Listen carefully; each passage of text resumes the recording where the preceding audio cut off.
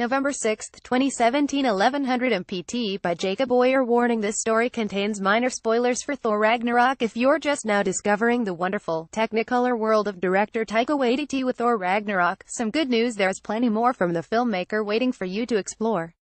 Waititi started off as a comedian working with Flight of the Conchords' Jermaine Clement in a two-woman stage show about Maori myths, but quickly transitioned to film alongside Clement, including directing episodes of HBO's Conchords. Oddball comedy forms the foundation of all Waititi's work, finding its way beneath his many pseudo-realistic tales often about youthful New Zealanders embracing escapism. Clement and Waititi honed their sometimes dry, sometimes outrageous humor and worked together on Waititi's first feature, the whimsical and strange 2007 film Eagle vs. Shark. After Waititi's short Two Cars, One Night was nominated for an Academy Award. That brings us to where you should start your Waititi voyage: 2010's Boy, his second feature, which grew from the short. Like Ragnarok, it's got 80s aesthetics, unexpected laughs and plenty of complex family relationships. James Rowliston plays the Maori kid boy, whose younger brother Rocky Te Ahoe Kadoni Fitu believes he has dangerous mental abilities. Think 11 from Stranger Things, except all in his head, and whose parents are out of the picture, one dead, one in prison.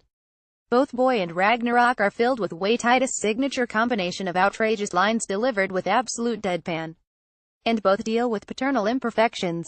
In Ragnarok, a battle rages between siblings Thor Chris Hemsworth and Loki Tom Hiddleston, as Odin Anthony Hopkins leaves the pair when they need him most.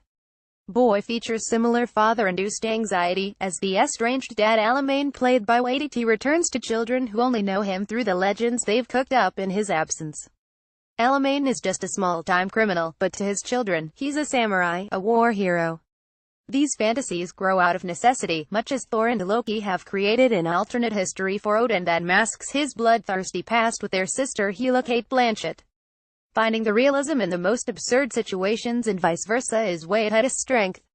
Understanding the rivalry between brothers, even if they're gods, is as important to Waititi as sussing out the intricacies of living as a modern vampire in his 2014 vampire film What We Do in the Shadows. Boys' relationships are no different, seemingly tragic on the surface but layered with charming, poignant fantasies that give the nuanced drama the pointed perspective of a child. Waititi excels at finding the details of the family relationships in Ragnarok and Boy, and putting the psychological bargaining of their characters on screen in creative ways, from Beyond the Grave Conversations or Daydreams of Michael Jackson's Thriller music video. Waititi is earning praise as an actor for his mocap role in Ragnarok as Korg, the soft-spoken, rebellion-minded rock alien. His performances, which stand out as more fun in Hollywood films, have a particular New Zealand charisma. Like his indie films, his performances are disarmingly quiet but completely winning, lightly finding every subtle scrap of charm in every corner of every great line. The scales of these films are much different compared to Ragnarok, as nothing can really compete with Marvel's budget, but they're full of the heart on display in the blockbuster. Waititi's indies are everything small-scale films should be, making any production compromises into endearing imperfections rather than the marks of overambition.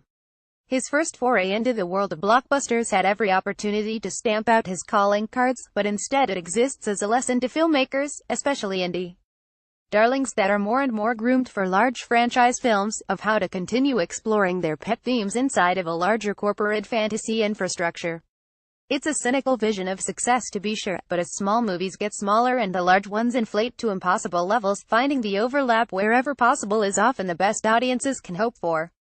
This sustained creative overlap may continue to keep Thor Ragnarok's critical consensus positive, but more importantly than that, it may inspire many people to discover one of the most creative and distinctive filmmakers working today. Thor Ragnarok.